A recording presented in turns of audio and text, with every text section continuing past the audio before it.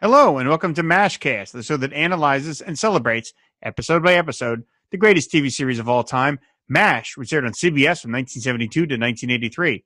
Proud member of the Fire and Water Podcast Network. I'm your host, General Robert Iron Guts Kelly, and today is a very special episode of M A S HCast because our guest in the VIP tent is none other than Captain BJ Hunnicutt himself, Mike Farrell.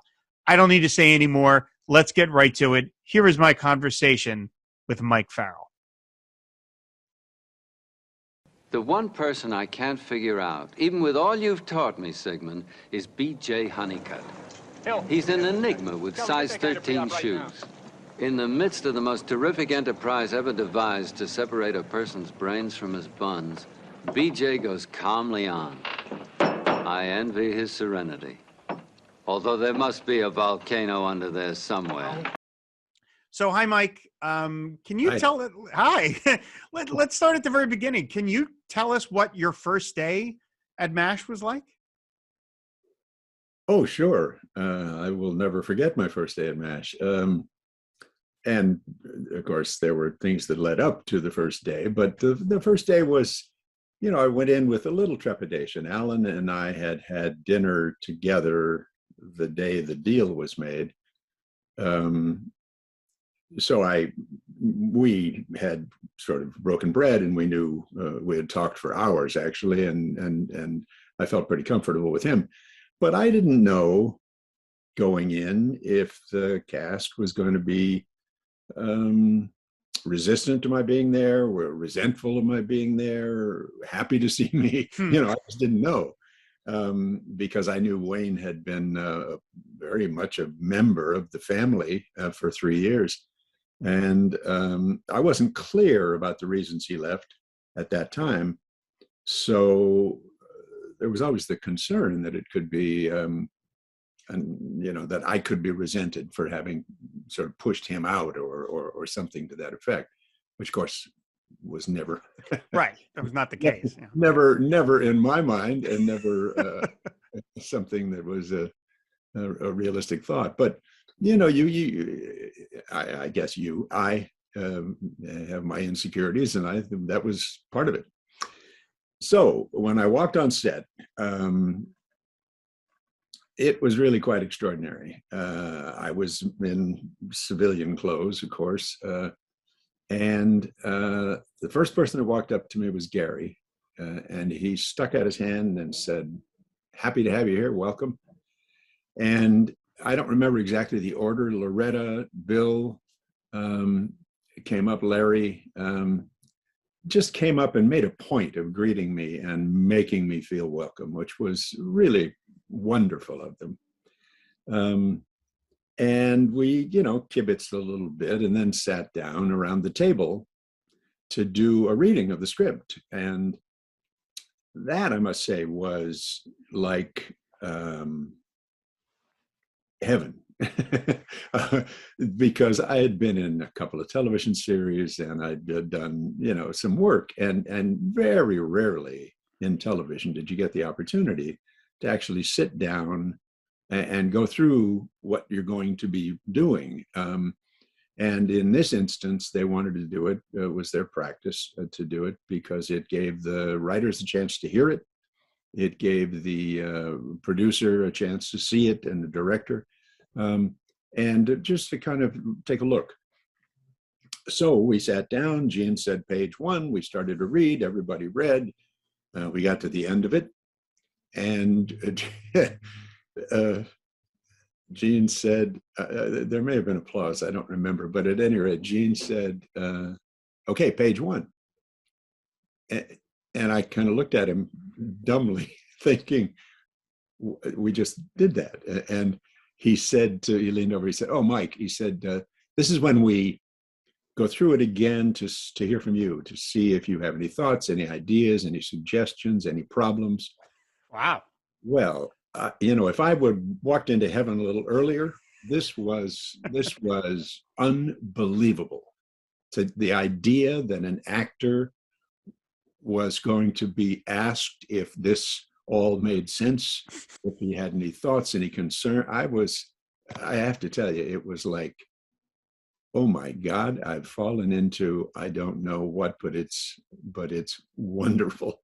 And it never stopped being that way. It was a creative community, and you don't really have that opportunity, I think, often in this business, to be part of a family that is really intent on seeing to it that the work that gets done is the best work that can be done.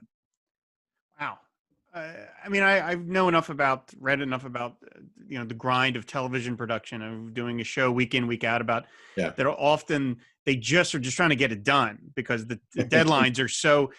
Do you have any insight about how they manage to build time in to do that for the actors? I mean, that's a conscious choice they were making, to say, we're going to take extra time to Mhm. let all the actors have their thoughts, when other shows, I think, would probably be like, this is the script, let's here's the read through, let's move on. They just don't have the time, but they made the time, obviously, for MASH. They did indeed, and I think part of it was Gene. Well, I think it was all Gene. Gene was just an extraordinary man, and a wonderful guy, and he'd been around. Gene was a well-regarded director, producer, under contract at 20th, and I think he just simply said, "Look, we're going to take X number of days to shoot this film, but we want an extra day for blocking and camera rehearsal." And it was mostly reading the script, but then we got it on its feet and we walked through the scenes, and the director, whoever it would be, would say, okay, here's what I think here, and what do you think? And we'd say that, yeah, that makes sense. Okay, we can do that. Okay, we'll move on, just to kind of get an idea of what we were going to be doing. So that was the first day of every show, was this rehearsal day. And then you'd have 3 to 4 days to shoot the rest of the episode.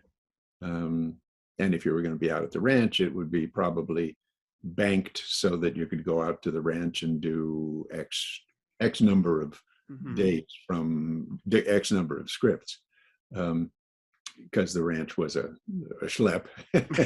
Right. And the circumstances for shooting were much less ideal for a motion picture. Sure. Were you, as the new guy, were you comfortable saying something about a page? I mean, obviously everyone else had been there, other than Harry Morgan. Everyone else had been there for 3 years. Were you, at the beginning, were you a little nervous about saying, what about this? Or is this Joe, were you comfortable with that? Or did you have to, get comfortable doing that? Oh, are you kidding? No, I was scared stiff. And the last thing in the world that occurred to me was to complain, to sit up. I mean, everything they wanted to do, as far as I was concerned, was just fine.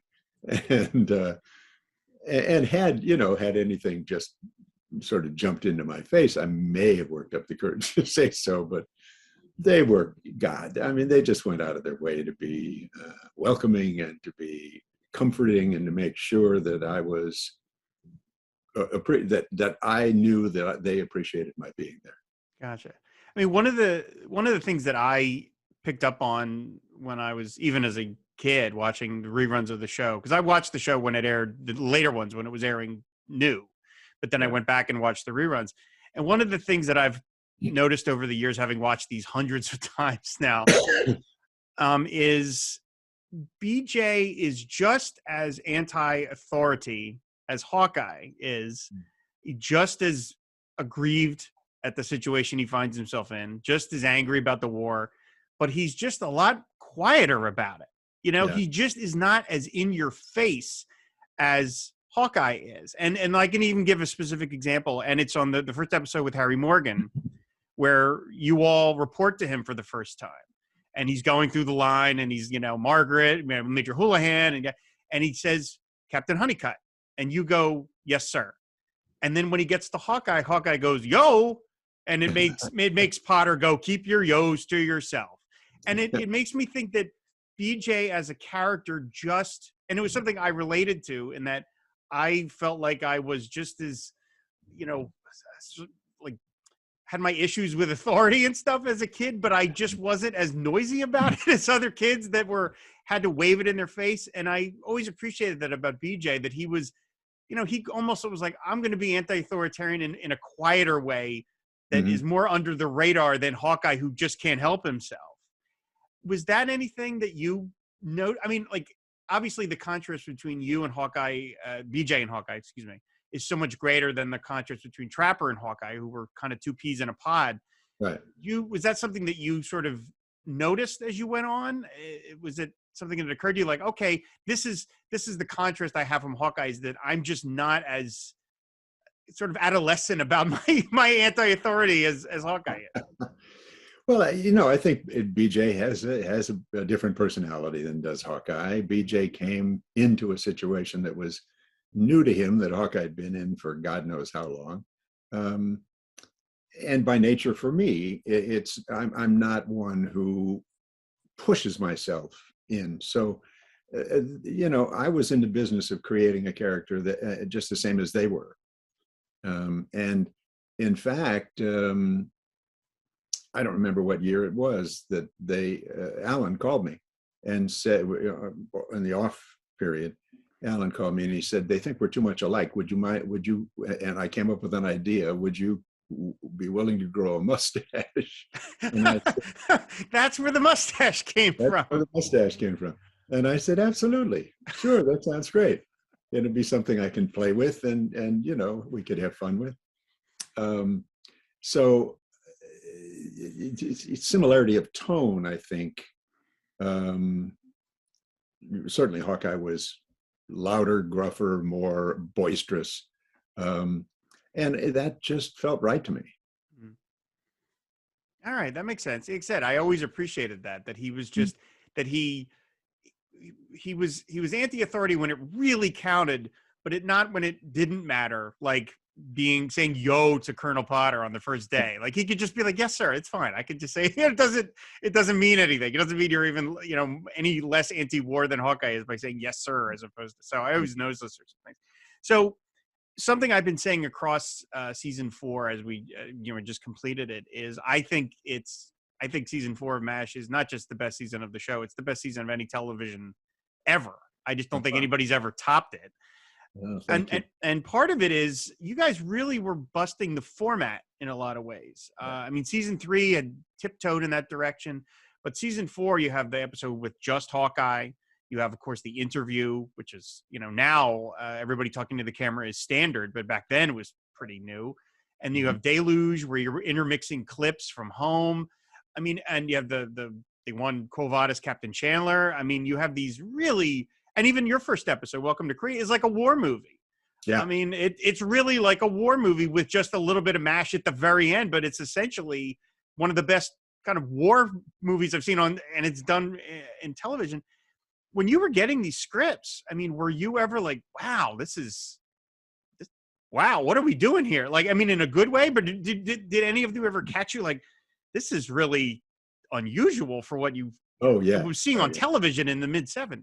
Sure. Yeah. We called them form breakers, and they were that. But it was I was. It's hard for me to, I suppose, to not sound stupid about it, because I am so in love with the experience of being part of that show, and it started for me. It's maybe more than you want to know. No, that's not going to be the case.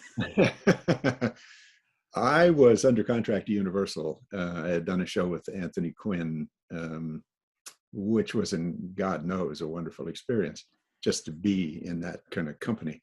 But of course, the show didn't last very long, which I expected to be the case. And then I was under contract, and they wanted to figure out what to do with me, and it was a bit of a rocky road.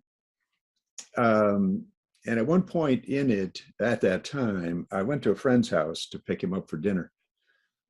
And, I should say first, Burt Metcalf was a casting director at Universal when I was there. And one day, I bumped into him on the lot, and he said, I just want to say goodbye. I'm leaving. I said, really? Where are you going? He said, I'm going over to 20th. I'm going to do a show over there. And I said, oh, God, okay. Happy future for you. And then a year probably later, I was with this friend going out to dinner. I stopped at his house. I said, "Let's go." And he said, "Wait a minute, I can't leave yet." I said, "Really, what's the matter?" He said, I'm watching MASH and I can't leave." I said, "Some version of what's that?" And he said, "Come on in." And I don't remember what was going on. What I do remember is Gary. The scene I remember was Gary Berghoff, radar, in this insanity. There was shot and shell, there were people yelling, there was blood, there was war. He was trying to figure out how to deal with everything. And I thought to myself, oh my God, that's something that one could be proud to be part of. Mm-hmm. And, but that was it. I mean, MASH was what it was.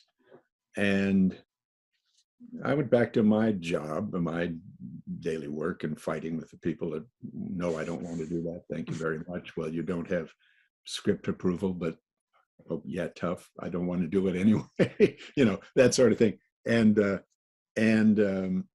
one day I got a script from a producer who said, "I want you to star in my television series." It was, I think it was called Larry, whatever. And I said, "Well, great. Let me read the script." So I read the script. It was really silly. I mean, it was one of those 3 jokes per page thing. And I went back to him. I said, "Thanks, but no thanks. I'm not interested." And he said, You're turning down the lead television series?" And I said, "Yeah." And he said, "Why?" And I didn't want to say, "I think your show is silly." So I said, "It's not MASH." And he said, he kind of looked at me. I said, I mean, it's not about anything. And, we left on good terms. The show never went anywhere, I'm sure. But I think of that because a year later, there was this issue of Wayne Rogers leaving, possibly leaving MASH. And I got a call from my agent saying, "Would you be willing to come over and meet with us?" Without any guarantees, because we want to keep Wayne here. We don't want him to leave. But in the event he does, we have to be prepared for it. That's the sort of conversation that was had. So I just remember that.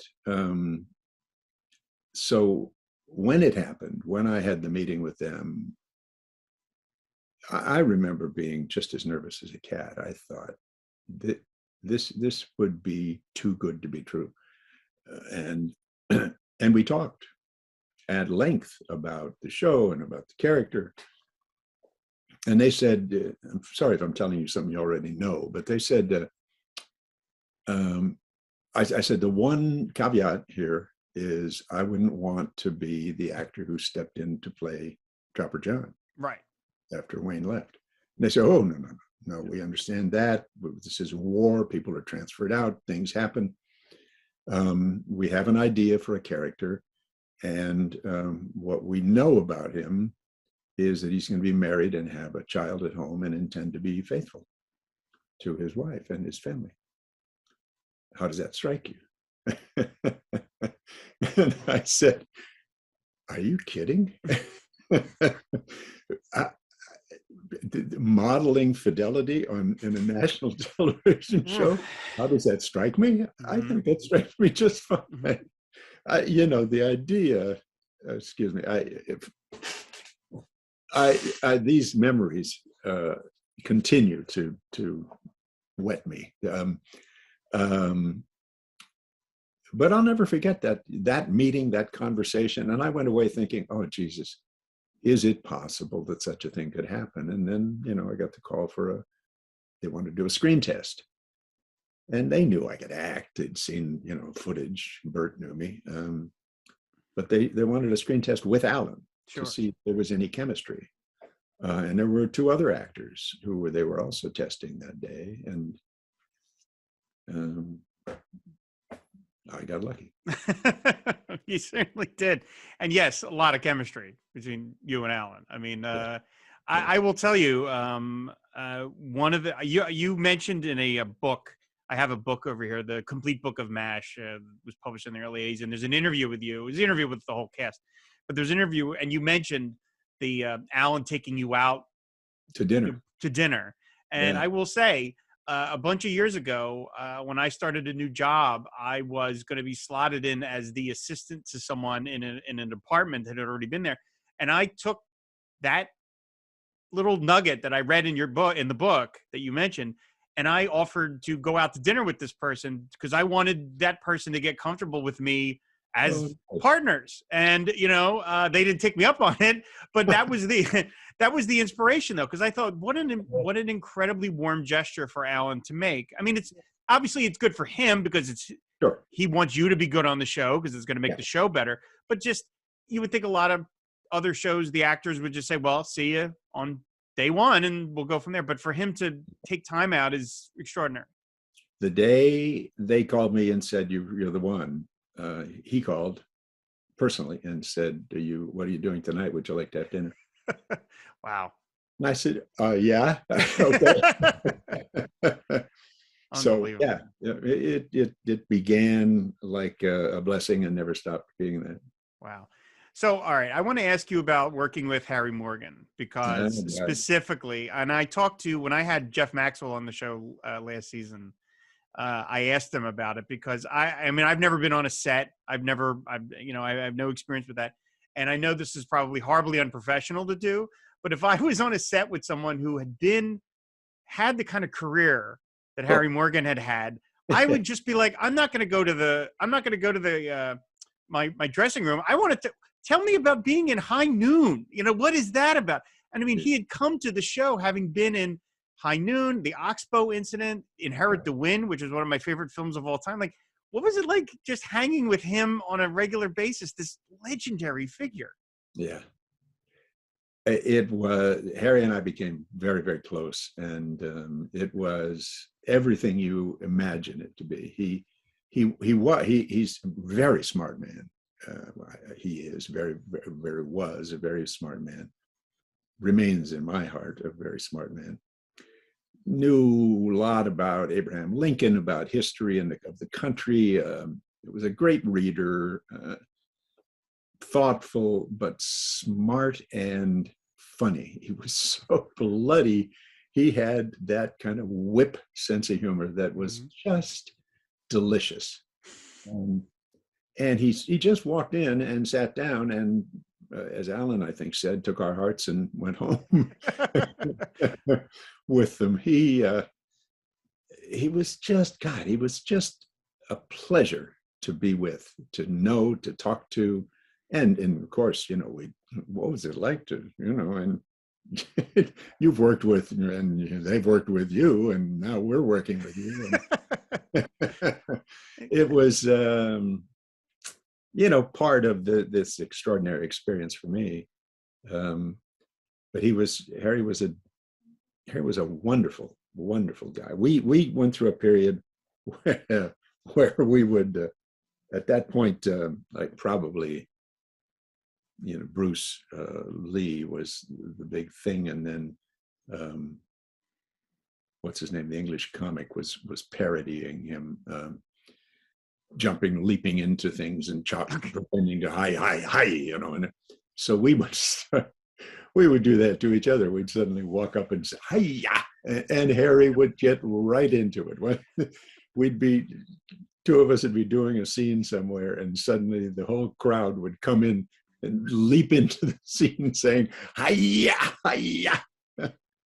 So and Harry was right among it. He was like a kid in so many ways. And yet there's a show we did, I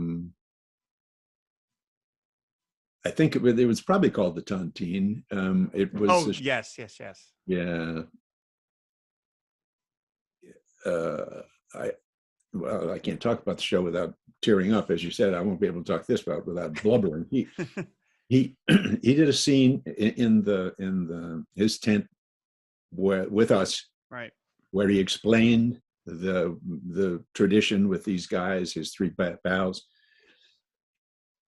and drank a toast to them, and and drink a toast to us. And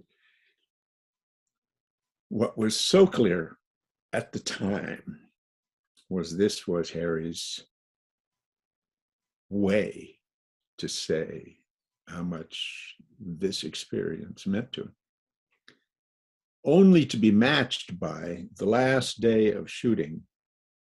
We did a press conference where they asked each of us to get up and speak a little bit. And Harry got up and talked about, excuse me, Harry got up and just talked about what a wonderful crew it was, what a wonderful time it was, what a wonderful experience. And he said, he started by saying, I've done X, I know it's 24 television series and 35 movies, I don't know what it was, but something. And he said, I've never been in a working experience like this. And then he said, one of the reporters said, did it make you a better actor? And he said, I don't know about that, but it made me a better human being. My goodness. Oh, my goodness. You know, I can't say it now without tears, but that's the way he felt. And he made it clear to us how much, how lucky, how happy he was to be among us.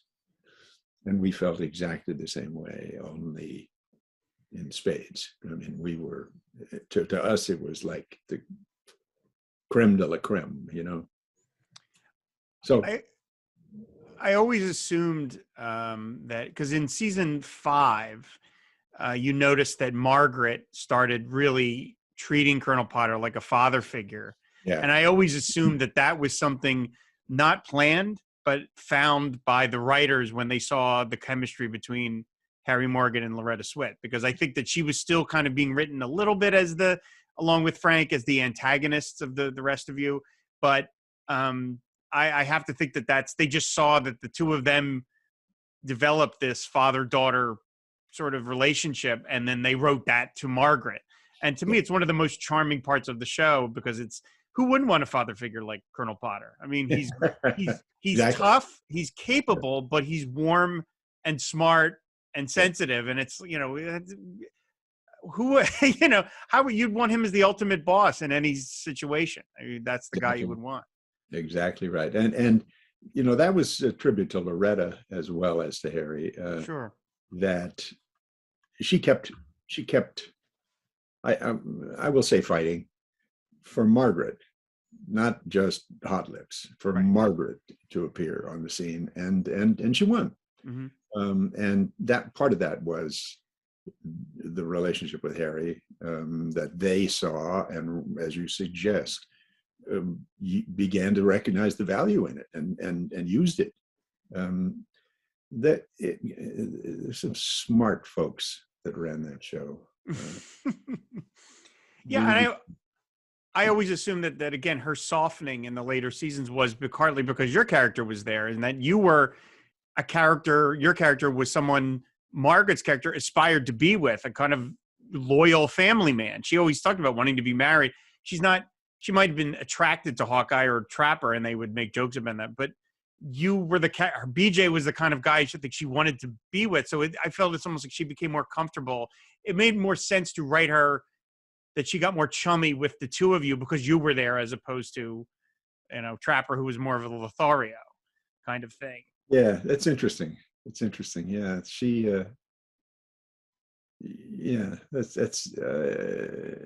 You've said it, so I don't need. Okay, right. No, but that's quite right. So when you were, was there ever a point, or what was the point where you felt more comfortable working with? Did you work with the writers much at all? I mean, in terms of, like you said, you know, you mentioned that you were given input at the read-through stage, but were there points where you were talking to the writers directly about this scene, that scene, and stuff like that? Sure, always. I mean, they were on the set a lot. It was always a kind of give and take. There was one time I came in, I saw Bert, and I said, I got an idea for an episode. And he said, I told him what it was, and he said, great, why don't you write it? And I said, Well, okay, I'll take a crack. And then I was in the room with the writers, and it's a gang process. And they said, well, how about this? And how about this? And we could do this. And I said, well, what about this? Yeah, I mean, it was another dream-like experience. And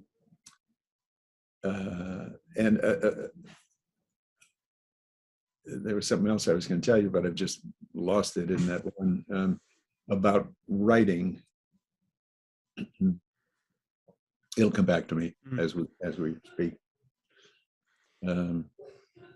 So, well, okay, let's talk about, because I wanted to mention that because you wrote some episodes and you directed some episodes. Yeah. And some of them are not BJ centric episodes. I could, like, you directed the war correspondent show where BJ sort of has the almost affair with the war correspondent played by Susan St. James. And I could see why you would want to direct such a BJ heavy episode. But then there are other ones where you're not the central focus. The Heal Thyself, where Edward Herman plays the doctor who comes in and falls apart under the pressure. And, you're in it, but you're not the central focus of that episode. So how did you find your way to directing episodes? I mean, was that just, obviously Alan had done it a bunch of times, but that's a big change to all of a sudden you're behind the camera sort of, literally not telling the actors what to do, but you're in charge of the episode. Yeah. Well, let me come back to that when I answer the thing I had forgotten. Gotcha. There was an episode where the Hawkeye and BJ were really angry at a guy. A lot of kids were coming in, and their commanding officer came, and he was, giving them the hoorah, saying, "You got to get out, come back. We got to get this hill." And the kids were saying, "This guy's crazy. He's sending us into, machine gun fire and craziness." So the decision was made to cozy up to him, give him a Mickey, tell him he's got appendicitis, et cetera. And they got that out of research, which they did prodigious research, they being the writer-producer teams. And they gave me, and gave, I'm sure, Alan, a lot of the research to read too. And when we read the script, we got to this point where this Hawkeye and BJ just, determined to get this guy off the line for a while. And we came to the end of the script, and everybody said, "Okay, page 1." And in the discussion, I said, "Here's the problem. BJ wouldn't do that." And they said, "Well, what do you mean?" And I said, "You don't cut into somebody's body without risk. And this guy's healthy. I'm not going to pretend as a doctor that it's appropriate. I understand wanting to get him off the line, but I don't want to take part. BJ, don't want to take part in this." And we had a long discussion about it. And Alan said, "Oh, I would, Hawkeye would." And I said, "Absolutely, I get that." But BJ wouldn't. And we had this wonderful discussion about it. And then Bert said, "Geez, we got a better show here than we got on the script. Let's just incorporate this idea," where BJ says, "You're not serious. You're not really going to do that." And Hawkeye says, "Yes, I am." And he does, then walks back in. And, how was it? It was it was a ripe, perfectly, he took out his appendix. Yep. It was a perfectly healthy appendix, and he'll be tied up for a while, and choppers are coming, and nothing changes. Right. So that's the sort of interaction with the writers that that we would have, and it's one I'll never forget. It's like, you're asking me to develop this character, and here's where we come to a place where we see it differently, and they acknowledged that and honored it, and on we went. As everyone got to know you more, did you see that part of you was seeping into BJ, either tiny little mannerisms or interests or idiosyncrasies, or I mean, obviously, you're bringing a moral center to it, but was there stuff about who you were that you found yourself BJ was showing up in BJ that the writers were like, oh, Mike does this, let's put this in, or whatever? When I'm not sure at what year it happened, 5, 6, the writer started to go further into the characters, looking for meat. When they found David Steyer's, this genius move, his love of music, Right. that was David, and they made that part of his character. I'm a motorcyclist, so they played the motorcycle game. I was going to ask you that because BJ really loves motorcycles, and I always wondered if that was you. Yeah, like motorcycle. Okay. So yeah, they found pieces. They found elements of the character, elements of our lives that they would say, "What about this?" or "What about that?" And it was always to the benefit of the characters on the show. So. I have to keep drying my eyes. So why not? That was some part of the genius of it. And one day, to get back to that other question you were asking, I had now written a couple of the episodes, I guess. And I said to Bert, you know what? I've been watching. I'd really like to direct an episode. He said, yeah, I think it's time. And that's kind of the way it was. Now, in fairness, Harry had been a director. Alan was a director. Sure. Bert was a director. Gene was. I mean, I was surrounded by directors, so they knew I wasn't going to do something terrible that they fix. But it was this. I think I started out by saying it was a creative community. They wanted everybody to be fully engaged and express themselves fully. And man, they did a good job of it. So the ones that you did direct, I mean, can you remember were you attracted to some of the stories, or was it more, hey, I want to just do this again. I like directing. I want to try this again. Like I said, I could see that Death Takes a Holiday. Your character is central in that one, and I could understand why you would want to direct it. But again, the other ones that Ain't Love Grand, which is your first one, which is the one where Winchester falls in love with the prostitute, the Korean prostitute. I mean, you're not that large in that episode. So was it that you were? What attracted you to ones that weren't BJ centric? I guess. I think probably they gave me the opportunity when it felt right. I always thought Jamie was a better actor than they gave him the opportunity to be. So I wanted to direct the one where he and Soon Lee fell in love. So it was that kind of thing. I just said that I'd love to do that. And they said, sure. Did you enjoy the process? I mean, you did a bunch of them. I loved it. Yeah, I really did. I remember one I had written, and we were about to do a scene, and I was setting it up looking at the camera, and I thought, who wrote this shit? You don't have to say all that, for Christ's sake. The picture tells it all. Those are the kinds of things you learn as you're doing that. No, it was God.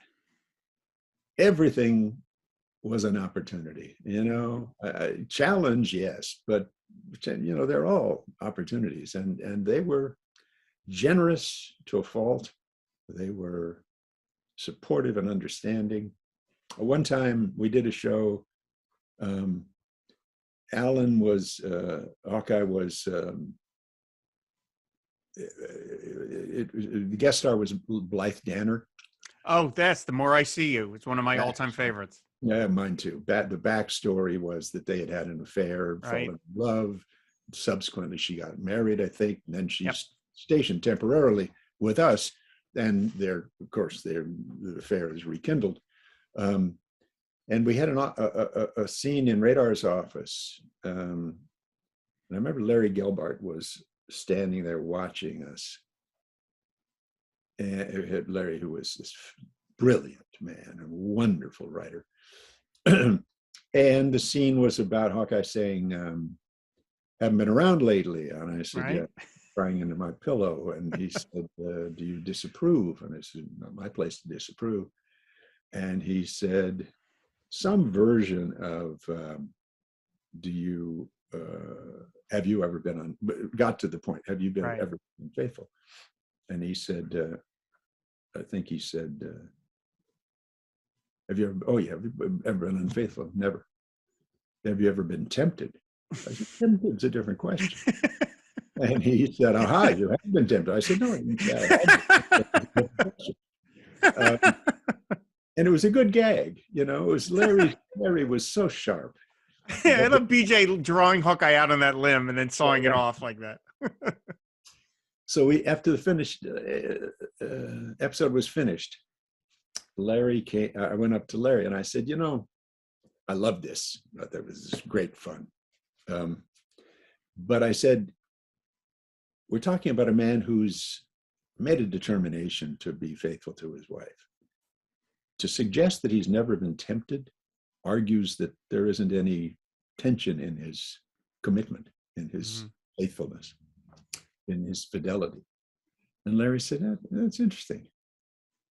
And the next year, right. Gene came up to me and he said, remember that conversation you had with Larry? And I said, yeah. And he said, how would you feel if BJ fell off the fidelity wagon?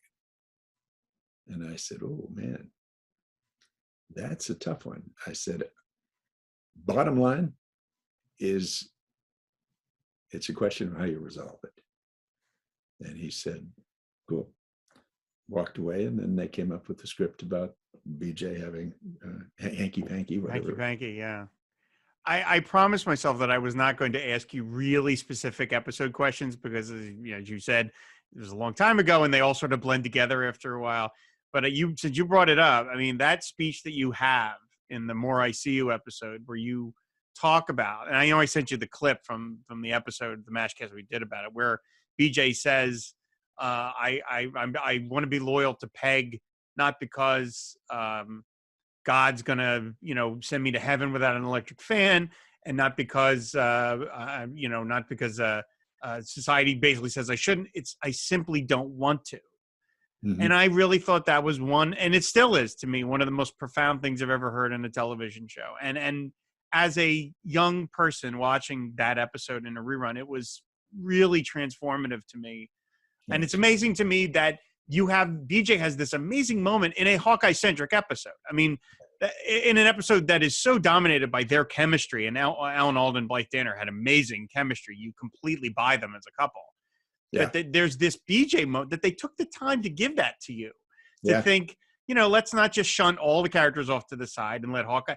They give this moment to you, and it was really important to me to hear that as a young person starting to get into an age of where I was going to be dating and how I should treat the opposite sex, and just BJ's simple decency and simple uninterested in being self-destructive was powerful to me, you know, and Lord knows I'm self-destructive like anybody else, but that was, I never tire of that speech. Every time I watch that episode, if I have MASH on in the background, when it gets to that moment, I sit and I watch it because it's so beautifully done and you handle it so beautifully. And again, it is very funny with the whole Tented's another subject, you know, that whole thing.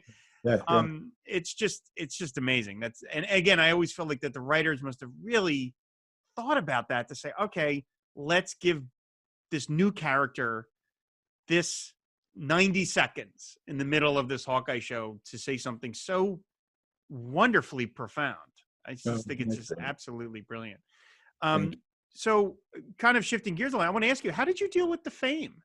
I mean, you went from a jobbing actor to the co-lead on the third most popular show in the country back when that meant 70 million people or whatever were watching the show. Nowadays, the third most popular show on television gets like 1 million viewers. But you were on a rocket ride. How did you deal with that?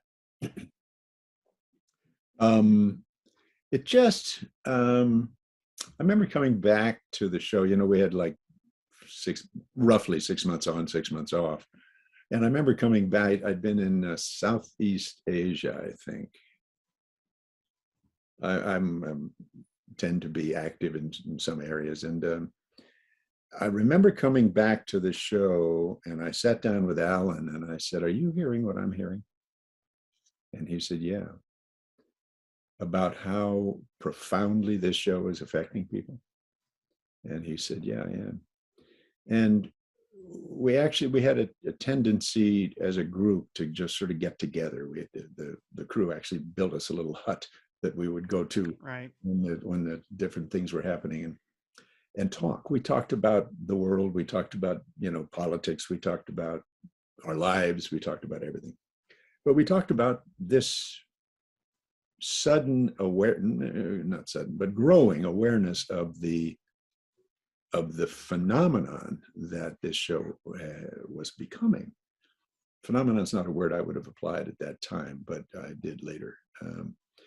And it simply made me, and I think everybody, focus more on the responsibility we had to take the opportunity and the material and the relationships and make as profound a statement as we could about the things that we were talking about war and about human value and about life mattering and about blood is not spilled without cost, and those things. So what it did for me was reaffirm everything I had always been learning in my life, and made me tremendously grateful, obviously, for it and for them. But being a star, Tony Quinn is a star. Harry Morgan is a star. Cary Grant is a star. I was a fellow who played in a television show. It's not. I know some people feel that way. I get letters every day, but stardom is not something that I'm comfortable with. So I kind of slough it. right did you find yourself all of a sudden getting recognized when you're at the supermarket and all of a sudden people are staring at you? And still, I mean, today it's amazing. It's not the same. I mean, the degree of the kind of fervor is not the same. But yeah, well, I had a great thing happen. I was doing a telethon. I was invited to do a telethon in Michigan for some good cause.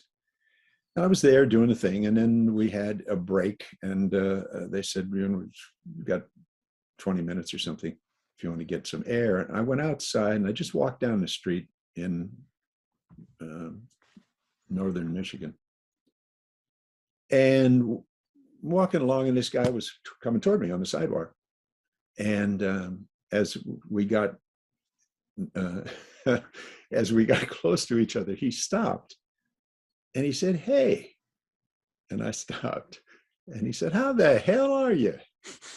And I said, "I'm fine. How the hell are you?" And I stuck up my hand, and we shook hands. And then he jumped back, and he said, "Oh my God, I just realized I don't know you." And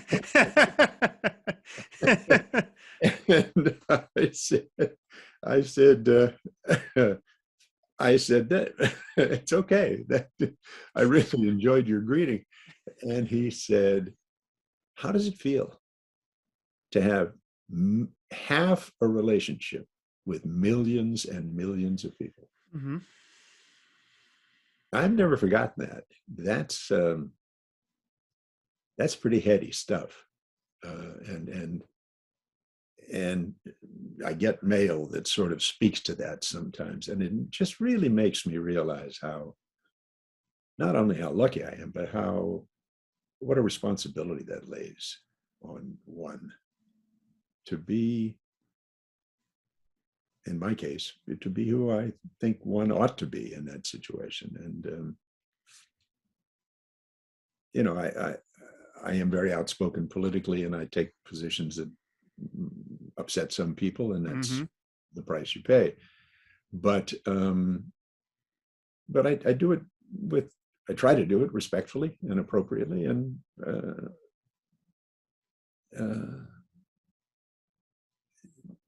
and beyond that, I don't know. I do the best I can. All right. One of the things I've learned from doing the show now, the podcast, a couple of years, is because I ask everybody, "What's your history with the show? How did you become a fan?" And so many people discover it as children, and they love it as children. And on paper, you wouldn't necessarily think it would be a kid's show because it's set in the 50s. It's got all these references to things that nobody, Coleman Hawkins, and the Shadow and stuff that kids are like, what? And yet it does have every, a lot of people are like, yeah, I watched it with my parents when I was 7, and I did the same thing. And, do you have any insight as to why that might be? Why the show resonated so heavily, considering it was so, it dealt with such weighty matters that kids were not dealing with? I mean, but yet it really struck a chord with a lot of kids. Yeah, it's interesting. And I don't know, I do know I get literally daily letters that say, I watched the show with my folks, and now I watch it with my kids. In some instances, now I watch it with my grandkids. So I don't know exactly what it was that attracted the kids in the first place, but the fact that they came back, the fact that they got something of this girl just wrote the other day, or woman, I should say. I got the jokes. I laughed at Klinger. I thought, some of it was funny. I didn't appreciate the bottom line of the show, the meaning, the humanity of it. And as I came back as an adult to watch it, I've been struck by that and appreciate that so much. And she said, it was a great thank you letter, a wonderful, sweet, complimentary letter.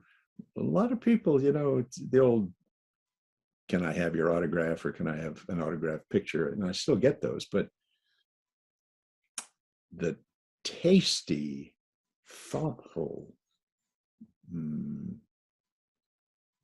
deep letters I get from some people are just incredibly moving. It's wonderful. Yeah, it is. Yeah.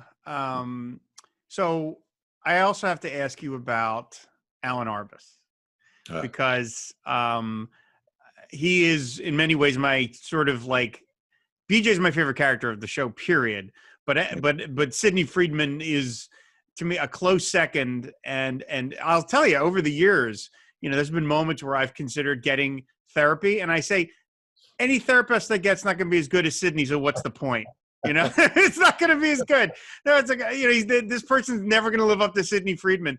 What was it like working with him and having him come in essentially once a year and just sort of I take over the show in a good way? I mean, every episode with Sidney is just marvelous. And in a lot of ways, it's like him and Alan are this sort of like highbrow Three Stooges in a lot of ways. And it just, the chemistry between you and Alan Alda is already amazing. And then for Alan Arbus to come in and sort of just insert himself so beautifully. So what was it like to be with him? Because he just, that character. Well, it becomes redundant to say I loved him, but I did. And I didn't know him prior to the show.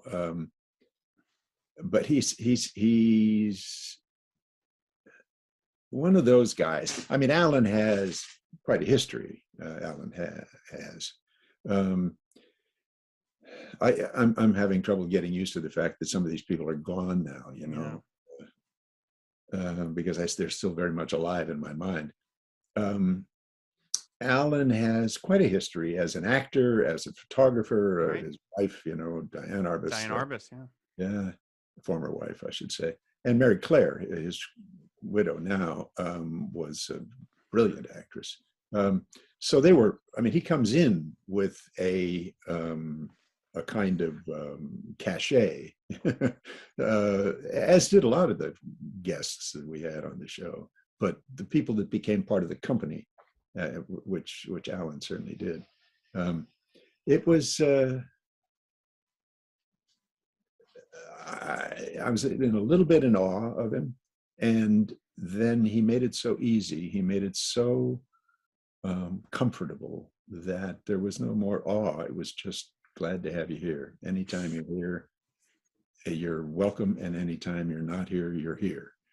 That was sort of the way it was. He was, you know, some people can skip in and skip out, and you miss them when they're not there, but you know that they're coming back, and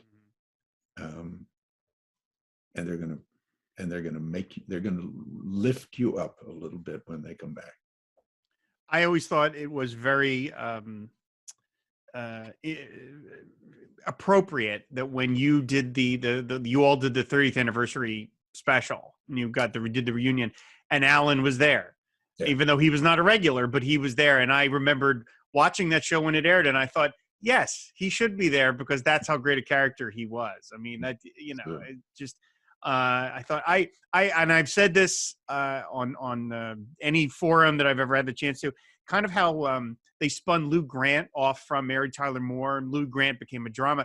I always thought there could have been a Sidney Friedman show if they had ever wanted to go there. I thought he was that interesting that you could have done an hour-long Sidney Friedman show, and who would not have watched Alan Arbus every week, you know, as Sidney Friedman? Boy, that's a great idea. I'm sorry someone didn't pick that up. It would have been just unbelievable. Okay. I have read, and you tell me if this is incorrect, I'd read that you had all sort of decided that the 10th season, you were going to wrap it up after 10. It was like, all right, I think we've done this as much as we can. And then you sort of said, well, maybe we can do another half season. We have a little more in us to do, you know, one more. And that's what the 11th season was. And something I've noticed with some long running television shows is when they get to that last season and they know, the cast knows that this is it, you can almost feel kind of like, I think everyone gets more energized almost, I think, because they know this is our last couple of shots to really put something across in a way. And I feel like the 11th season of the show has some real amazing, I mean, aside from the final show, which we'll talk about, but there are some episodes in the final season that are really remarkable. And I have to think that was something that the actors were keyed into and the writers were keyed into, that like, let's really push this. And specifically, one of the ones I'm thinking of is an episode called Bombshells. And it's got the two plots. And the one plot is that they think Marilyn Monroe is coming to the unit, and, you know, all this craziness goes on. But your plot, the BJ plot, is you go fishing with a chopper pilot, and while you're out doing it, you try and rescue a wounded soldier, and then you start getting fired upon. And the helicopter pilot tells you, cut the rope, let him go. We're going to get killed. And you do it. You're not happy about it, but you do it. And that episode, and then of course BJ tries to find the guy and see if he's okay, and you get no resolution to it. You never find the soldier. And there's this amazing scene where, you know, Hawkeye's dealing with this kind of silly Marilyn Monroe plot, and you're off doing your thing, but then the two of you are in the swamp together, and he finally sort of catches up to where you are, and you talk about that. You say to him something to the effect of, you know, we're in here with our Hawaiian shirts and our martinis, and we thumb our nose at every authority, and we consider ourselves so self-righteous. But the minute I cut that rope, they made me a soldier. And it is really one of the greatest BJ moments ever. And I'm impressed that at 10 and a half seasons, the show was willing to get dark with a character like that, because BJ's really kind of shattered in that moment. And that you know, your character is just sort of like, yeah, well, when push comes to shove, I'm not any better than anybody else. And that's, you know, the show, and we'll talk about this a little bit near the end, where the show gets criticism for being, oh, it's all just, you know, liberal politics, and it hates, you know, all that kind of nonsense. And I'm like, have you seen that episode? You know what I mean? It's sort of, I mean, do you have any specific memories of that one, and what your feelings were about when you got that script, that pushing BJ in that direction? Mm, let me say no first, but let me back up for a minute, because during year 10, Alan and I were doing a scene together, and I said, "How long do you expect this to go?" And he said, "Yeah, I always thought 10 years should probably do it." And I said, "I think we need to talk about that, because I'm not sure everybody's going to agree, but I think that we have an opportunity to bring this show to an end with an end to an episode that ends the war, to come out the way it deserves to come out, not to have some studio executive say down the line, 'Oh, ho hum, we've had enough of this.'" So we went into the hut that I talked about earlier, and we sat down, and we had 2 days of really hard conversations, because some of the folks said, absolutely not. We're not going to, how could you possibly, It's a hit show. Yeah, exactly. How could we not do this? And my thought was, everybody has to do what they think is right. And we'll as a group, we will all kind of come to an agreement one way or the other. But I said, I don't want to be a part of this show that I so cherish when it becomes a kind of like riding the horse down the hill, sort of becomes less than it should have been, repetitious, that they've so miraculously avoided up to this point. Mm-hmm. So we talked and talked and talked, and finally agreed that we would end the show. And we took it to the people that made those decisions. And of course, the studio was not happy. And the network was less happy than the studio. But we said, that's, our decision. And they said, would you compromise with us and do a sort of abbreviated 11th season? And there was a strike involved, I think, right, coming up at that point, and couldn't do a full season anyway. So we talked about that and said, sure, okay, yes, if you give us I'm sorry, I've got somebody beeping me here. Let me. If we can have the end of the war episode, and we had an executive come down and meet with us, and he said, "Look, folks," he said, "do you remember The Fugitive?" And we said, "Yeah, we remember The Fugitive, David Jansen, nice show." Sure. He said, David decided to end that show, and he wanted at the end of it to find the one-armed man and make sure that the resolve was clear, that he didn't, Dr. whatever his name was, wasn't the murderer. And it killed the show in syndication. And we sort of looked at each other, and I said to the guy, it may surprise you to hear this, but most people know the Korean War ended. And he just got up and walked out. And the last their riposte was, cannot do an episode, but we will give you a 2-hour movie that will end the war. Okay. And it ended up, as you know, being a 2.5-hour movie. Right. But that was the deal. If we would agree to do that, then all would be well. So it's just I think of that a lot when we're talking about the reasons television shows go off the air, and the notion that we were going to kill the show in syndication was the whole reason it works in syndication is that the characters go home eventually. It would be torturous if it just ends on a regular episode and you're like, these poor characters are stuck in Korea forever. It's like, no, you have to see them. You have to see them go home. So, and then, on the flip side of that show I mentioned where, BJ really confronts a dark version of himself. Mm. There's another, again, I apologize for bringing up such minute details, but I can't help it. One of my favorite buttons of any episode you've ever done is the one where you tell Hawkeye that you're going to pull a practical joke on everybody and through the camp. And he is convinced, well, you're not going to get me, BJ. You're not going to get me. And then you reveal that all of this was a put on, that you didn't get anybody, and it was all meant to drive Hawkeye insane. And then the button of the episode is, Hawkeye says, well, I know now never to tangle with the master. And you wake up, you turn to the camera, and half your mustache is shaved off. Yes. That, I laugh like a moron every time I see it because it's such a perfect, and your face is just at that. Do you remember whose idea that was to do that? Well, I don't know whose idea it was, but Bert came down. He said, "We've got this great idea." He said, "How would you feel?" And I said, "I think that's a fabulous idea." So I love it so much.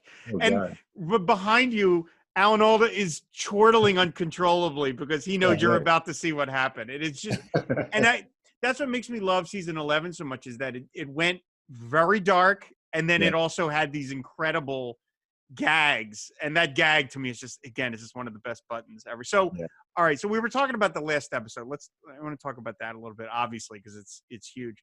I know that you shot it at the beginning of the season. It was we had done 10 of the 11, and then we shot it, and then we did the 11th after that. Was that hard to say goodbye, have all these characters say goodbye and then go back to sort of the status quo? I mean, no, the fact that we were going to go back made it a little easier. Because the shooting the goodbye scenes, shooting the last episode was torturous in a way. It was really emotionally difficult because we knew that this magic was never going to be.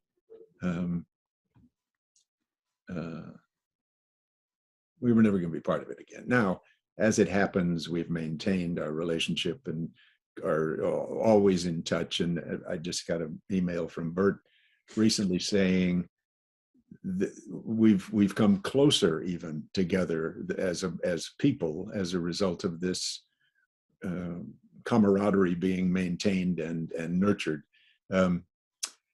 So the decision, just making that decision, was, I think, at the one point, on the one level, incredibly courageous of us, if I don't may say so myself. And we could have milked it and made a lot of money and all that stuff, but we felt that the show deserved to be brought to a conclusion that way. And I think we were right. But going through the process of being, as Loretta said, I'm doing a scene in this situation, and I know I'll never do that again. Mm-hmm. I'm having a conversation with him, and I know I'll never do that again. And, we'll see each other. We know we will. I mean, we were notorious for working 5 days a week, and then Saturday nights all getting together with our respective others and having dinner. But it'll never be what it was. So it was hard. I remember Bert directed a lot of the last episode, and I remember him saying, I've never had to tell actors not to cry so much. And it was just heartrending on some levels to say the things we were saying and do the things we were doing, knowing that was goodbye. That was, on some levels, it wasn't Mike's goodbye to Alan, it was BJ's goodbye to Hawkeye. That would never be again. So, okay, the final shot of BJ is him going down the hill. Yeah. And I mean, the BJ almost takes a header down that hill. Is that you? No. I didn't think. I was like, there's no way they would have risked the actor's life like that. That's what Gene said, and he was right. I ride bikes, and I could have done it. And I said I could do it, and he said, "Look, if heaven You forbid break your neck, you break your leg, we're going to be stopped in production for 6 weeks while you heal. We can't do that." And I said, yeah, "Okay, I get it."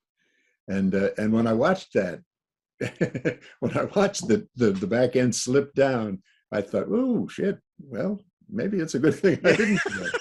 every time I watch it, it's like, oh Lord, is BJ going to hurt himself? And and then okay, he toddles off. All right. I've been wondering that for 35 years, and now I know. Yeah, So we did the same thing. I remember the show where the tank ran over our tent, the swamp. I cut a little bit of the siding, because you get out of the tent, the tank is coming thing. And I said to Gene, I said, now what I want to do is dive through the side and pull the siding down with me. He said, Mike, he said, if the tank is faster than you're getting out, if you bounce off that, that's not going to be a good thing. I said, Gene, I've got it set. Don't worry about it. It'll happen. But he reprised that for me when I was talking about riding the bike. He said, "Okay, remember the tank?" He said, let's let the guy that we've arranged, the stuntman we've arranged to have do it." And I said, "Okay." Gotcha. All right. So do you have a favorite BJ episode overall, or a favorite episode of the show that doesn't necessarily feature BJ? Is there one that you... For me, the interview is I think the best episode we ever did. Okay. It was, you probably know the story, but we did 24 episodes a year, 25 maybe sometimes. And this was one of those. And Bert and Gene and Larry came to us and said, "We are brain dead here, and Fox has just said to us we want an extra episode, and we just have to figure out something." And a couple of weeks later, Gene came on the set and he said, "I've got here a piece of paper with some questions on it, and I'd like for you to answer these, to take a tape recorder and record." Is that noise driving you nuts? Because no, it's fine. Okay. Record your as character, in character, record your answers to those questions, just as, personally. You make them up, which I thought was really, another sign of the great confidence they had in as actors. So I thought, great, sure, and did it, and everybody had the same job. And then Larry took them and he crafted this wonderful script. And they had Cleet Roberts, who was a journalist, come in. Right. And I thought it was just a classic piece of work. And every time I see it, I think this was the kind of ultimate collaboration for all of us. And they, they fixed some of the lines, I'm sure, and they added some stuff for different people. But for Bill Christopher, that line of Father Mulcahy about the steam rising out of it, oh God, you just think, oh heavens, how wonderful that those kinds of things get included in a piece of television entertainment. Mm-hmm. Can I tell you how important that particular episode is to MASH fans today? Was when the show was put up on Hulu a couple of years ago. For whatever reason, the interview is in color. Oh. They must have printed it in color and then then print or like shot it in color and then printed it in black and white. And for whatever reason, Hulu must have only had the color version and they put it up. And all the MASH nerds like me were like, what is this? It's got to be black and white. And now they have the black and white version. So they heard enough people complaining. But I mean, think about it. That's a show that aired 45 years ago, and you still have enough people to go, put the right one up, put the black and white one up. And, Hulu just all of a sudden, oh, here's the black and white one. So there you go. Good for them. Yeah. Oh, yeah. So I know that all of you buried props in a time capsule yourself, but did you yourself keep anything? Do you have anything in the house that you kept from the show? Oh, it's down in my office. Yeah, I have the sign that says San Francisco. Oh, wow. Okay. Yeah. And I have BJ's the shirts, the red undershirt. Oh, wow. That turned pink. Yeah. I've got that, and I've got some of the still have my boots. Wow. I've got them up on a shelf. Wow. That's amazing. Yeah. Yeah. And the dog tags, it's just, those are things that keep it alive for me. Yeah. Well, I shouldn't say that. Nothing, I know even, yes. Nothing will ever make it less alive for me. Right. Do you ever go back and rewatch shows? Do you ever catch one just on regular television on MeTV and you just find yourself watching it for 10 minutes? If I were to turn on the television and see it, I would certainly stop and watch and remember and think, but I don't look for it, and I'm not much of a television watcher. Gotcha. One thing I wanted to ask you that is not specific to MASH was that you directed a TV movie called Run Till You Fall. Yes. with Jamie Farr. Yes. And Dan Wilcox was one of the writers who was a story editor on MASH. And then there's another actor, Clyde Kusatsu, who was in the movie, and he'd been in MASH a couple episodes. Can you just ask about what it was like working with Jamie in that context? Because it's like that's somebody you're close with, but yet the structure is totally different. You're not dealing with sets and all the same crew. You're dealing with all different people. What was that experience like?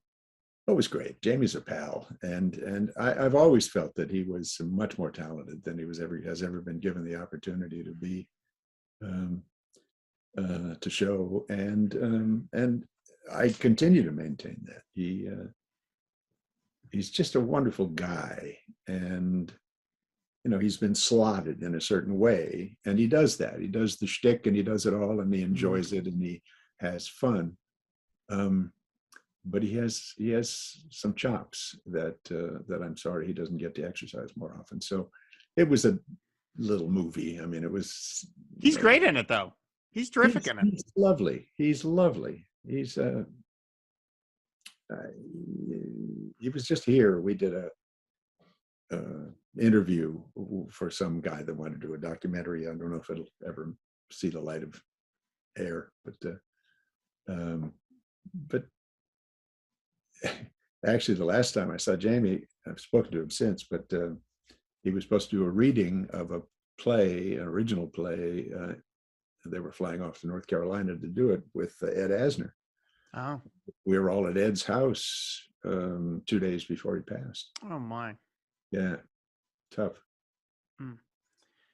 Well, yeah, Jamie, the couple episodes where Klinger was given something very serious to do, Jamie knocks it out of the park. I mean, he just kills it.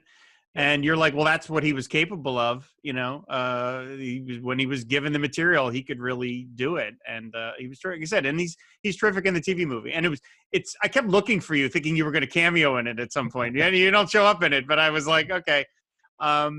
So just two other things I want to ask you, and then I will let you go.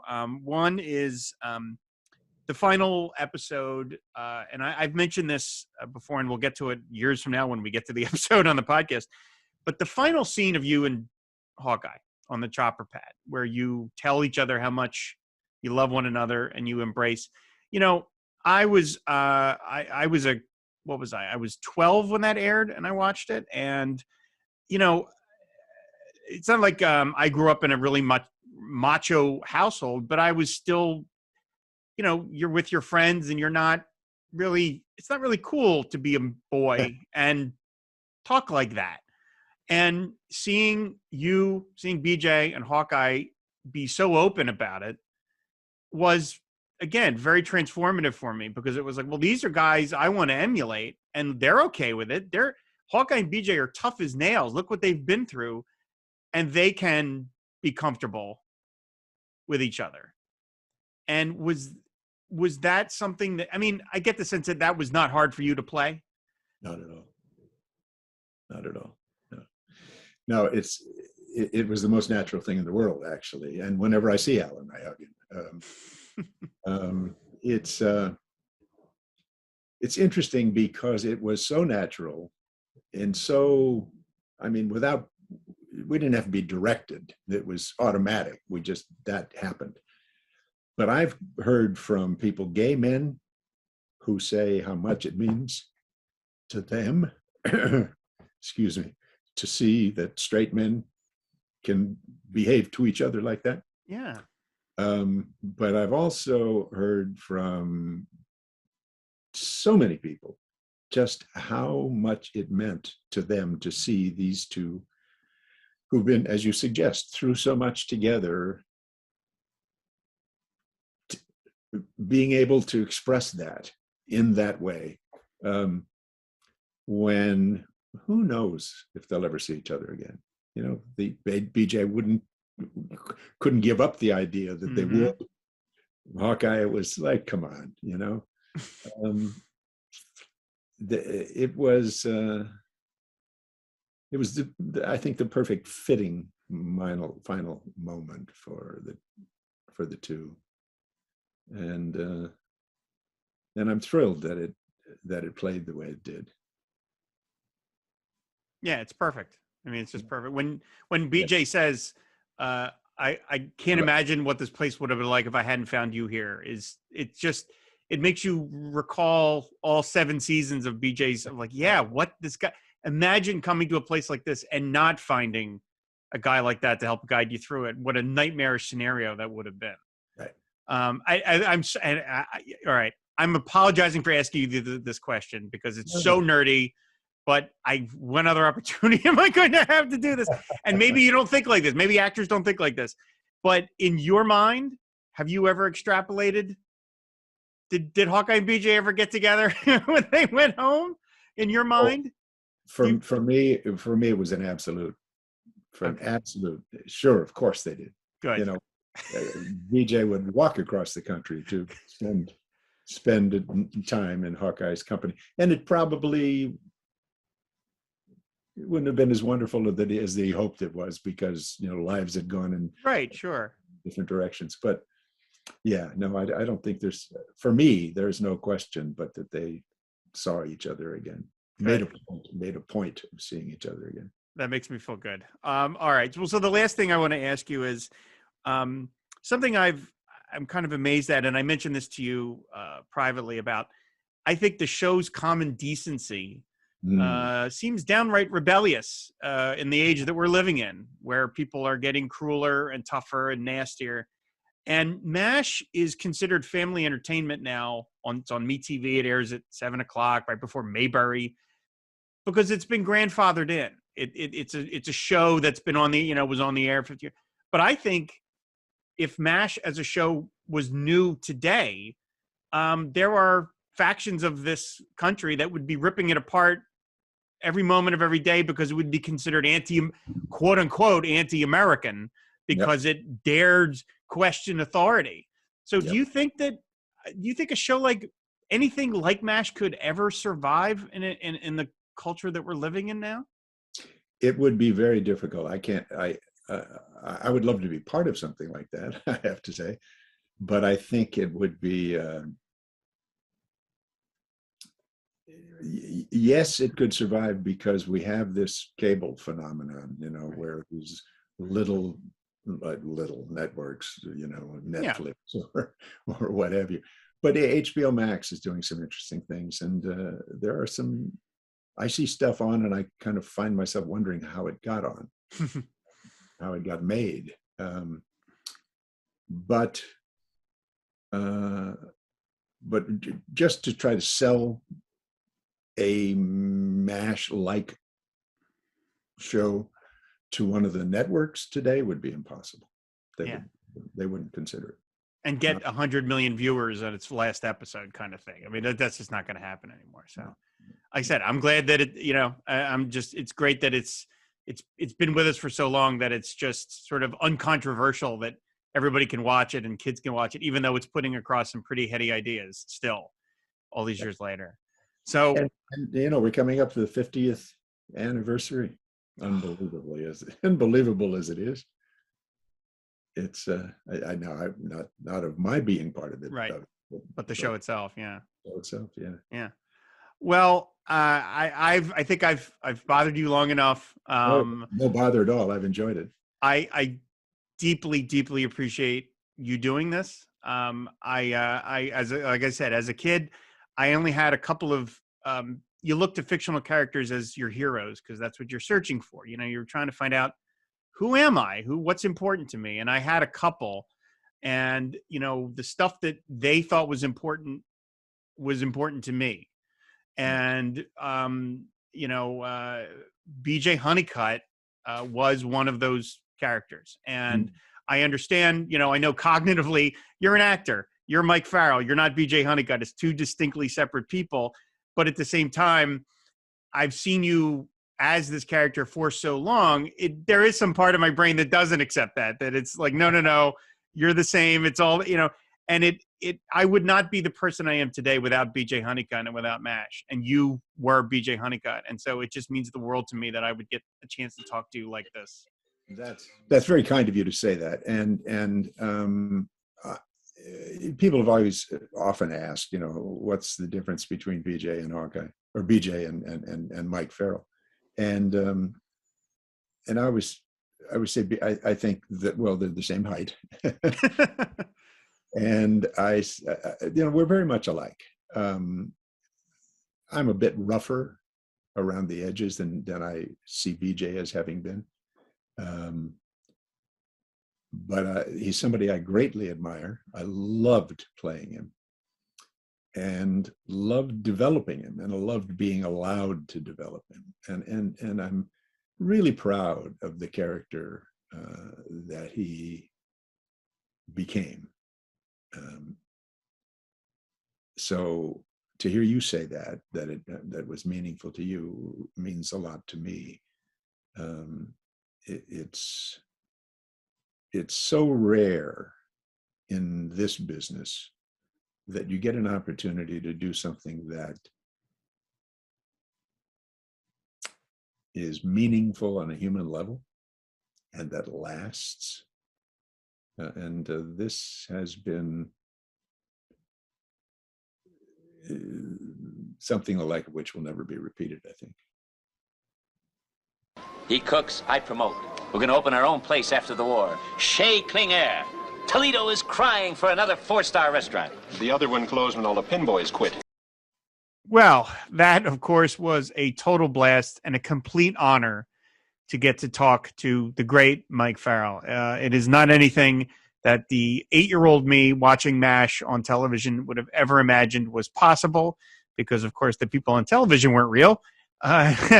And so the idea that I would get to spend some time talking to Mike is it's just beyond words. I don't have the words for it. What an honor it was that he would take time out of his day to talk to me and indulge in my geeky questions about MASH. And he could not have been more fun to talk to, more of a delight to talk to. And like I said, it was just a complete honor. So I hope you all enjoyed that conversation with him. So we're wrapping up here. Of course, you can find back episodes of our show on our website, fireandwaterpodcast.com. You can subscribe to MASHcast on any podcatcher of your choice. If you want to support the Fire and Water Podcast Network, just go to patreon.com/FWPodcast, and there you can unlock various rewards, one of which is name checked on a show of your choice.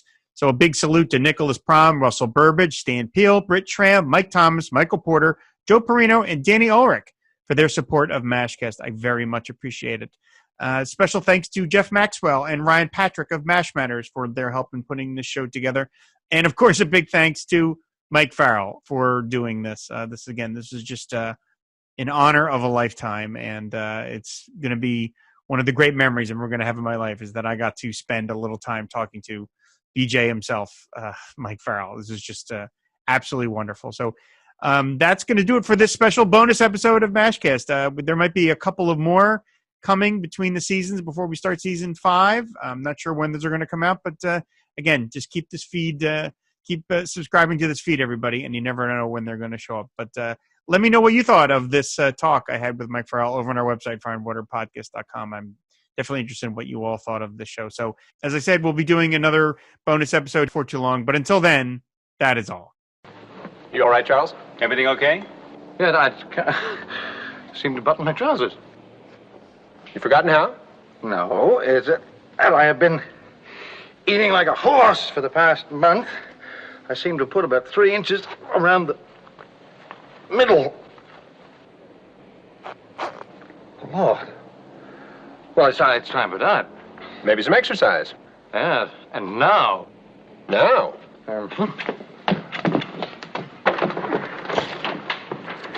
So, what's next with him? Starting tomorrow, he gets taller.